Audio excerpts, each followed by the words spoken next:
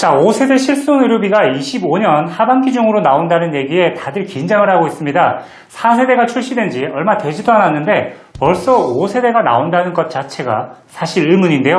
최근 발표한 실손의료보험 개편안을 확인해보니 큰 변화가 예상됩니다. 그래서 지금 1세대, 2세대, 3세대 실비보험을 가지고 있는 분들은 어떻게 해야 하는지 알려드릴 건데요. 여러분의 상황에 따라 선택지가 달라지기 때문에 지금부터 하는 이야기를 잘 들으셔야 합니다.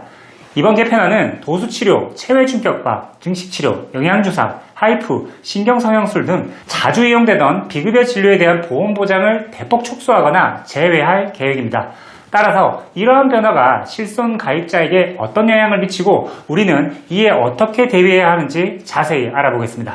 이번 개편안의 핵심은 한마디로 경증 치료의 보장은 축소하고 중증 치료에 집중한다는 것입니다. 그동안 실손보험은 감기 몸살 등 가벼운 질환부터 큰 수술까지 폭넓게 보장을 했지만 이는 도수치료와 같은 일부 비급여 진료의 남용을 초래했는데요. 그로 인해 보험금 과다 지급으로 손해율이 상승해 보험료 인상의 원인이 되었습니다. 앞으로는 이러한 비급여 진료들을 건강보험 체계 안으로 넣어 관리하고 환자 본인 부담률을 90% 이상으로 높여서 보험금 지급을 사실상 중단하거나 축소하겠다는 것이 정부의 방침입니다. 그럼 5세대 실손보험은 어떤 모습일까요? 개편안의 직격탄을 맞은 것이 바로 이 다빈도 비급여 치료들입니다. 한 번쯤 들어봤을 이 치료들은 그동안 실손보험 덕분에 비교적 부담 없이 받곤 했던 것들인데요. 각 치료가 어떤 것이며 다빈도 비급여 치료 앞으로는 어떻게 달라질지 하나씩 살펴보겠습니다. 도수치료, 전문 치료사가 손으로 근육과 관절을 직접 풀어주는 물리치료죠. 허리나 어깨 통증 치료를 위해 10회에서 20회 이상 꾸준히 받아오던 치료입니다. 기존 실손보험에서는 대부분의 비용을 보장받을 수 있었지만 5세대 실손보험부터는 중증 환자의 치료 목적이 아닌 일반적인 비급여 도수 치료는 보장에서 제외될 예정입니다. 체외충격파, 치료 충격파 기계를 통해 통증 부위를 자극하여 근골격계 통증을 완화하는 치료입니다. 테니스 엘보와 같은 질환에 자주 활용되며 그동안 실손보험 덕분에 많은 분들이 부담 없이 치료를 받아왔습니다. 그러나 5세대 실손보험부터는 중증 치료 목적이 아닌 비급여 체외 충격파 치료도 도수치료와 마찬가지로 보장에서 제외될 전망입니다.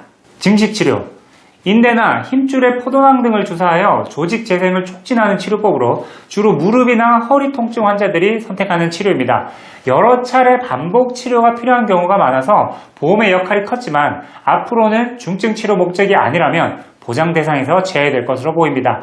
자, 결론적으로 앞으로 비중증 질환이나 일반적인 근골격계 질환을 위한 비급여 치료는 상당 부분 보장 범위에서 제외될 전망입니다.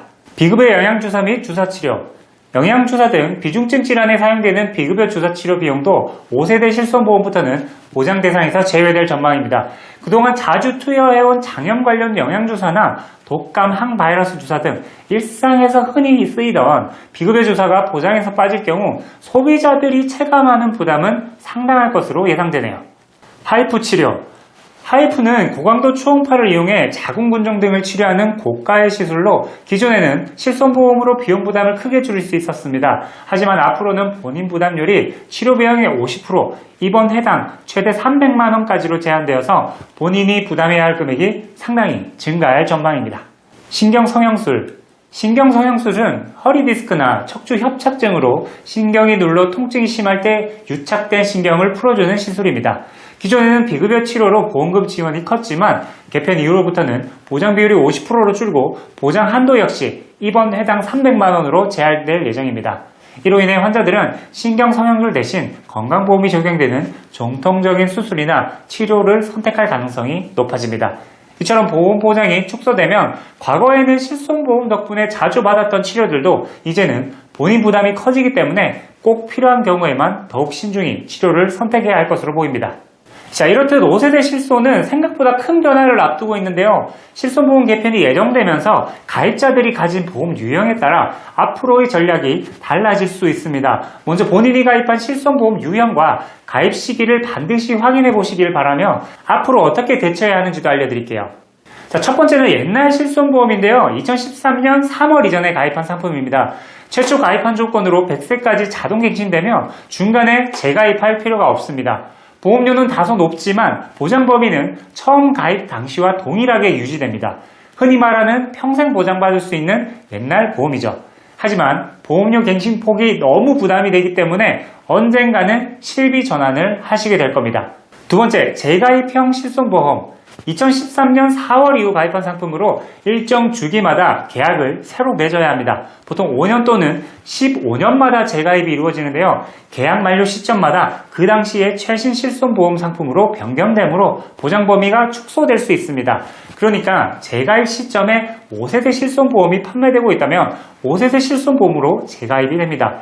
이는 피할 수 없는 조건인데요. 그럼 옛날 실손을 가진 사람과 재가입형 실손을 가진 사람은 어떻게 해야 될까요?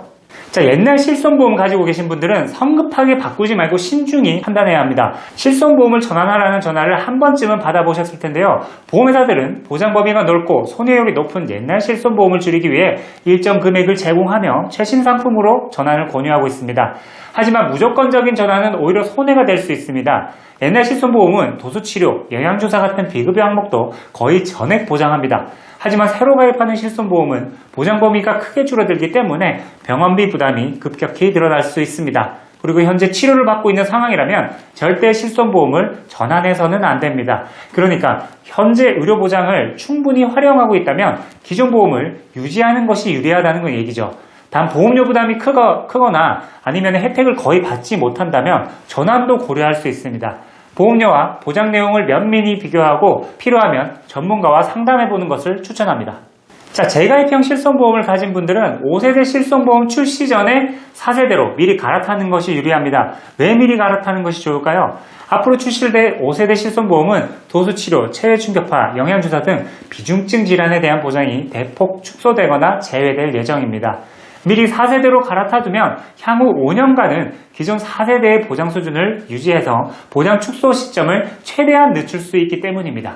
물론 4세대 실손보험도 자기 부담금이나 보험료 할증 등 단점이 있지만 앞으로 나올 5세대보다는 여전히 유리합니다. 마찬가지로 현재 의료비 보장을 충분히 활용하고 있다면 기존 보험을 유지하는 것이 유리하니 전환 타이밍을 잘 잡아야만 합니다. 저도 보험 설계사지만 솔직히 앞으로 실비는 더 안 좋아질 것으로 보입니다. 따라서 우리는 실손보험의 전환을 고민하고 생각해봐야 하는 타이밍이고 실손보험만 믿고 있어서는 안 되는 현실입니다. 진단비 보험이나 수술비 보험, 치료비 보험 등 실손보험이 이제 커버하지 못하는 부분을 다른 보험으로 채우는 방법밖에는 없다고 생각이 드네요. 올해는 보험 리모델링 문의가 정말 많을 것 같고 정말 중요한 리모델링 시점일 것 같네요. 영상을 보시고 실손보험에 대해 궁금하신 내용이나 보험 리모델링 상담을 받고 싶으시다면 영상 상단에 제 전화번호 혹은 영상 고정 댓글에 카카오톡 1대1 채팅방 링크를 눌러서 문의 주시면 됩니다. 제가 직접 상담해드리고 있으니 믿고 맡기셔도 좋습니다. 그리고 똑똑한 사람들은 벌써 5세대 실손보험의 변화를 캐치하고 이 보험들을 가입하고 있는데요. 앞에 있는 영상을 클릭하시면 그 보험들을 알 수 있습니다. 본광고는 생명보험 광고 심의 기준을 준수하였으며 유효기간은 심의로부터 1년입니다.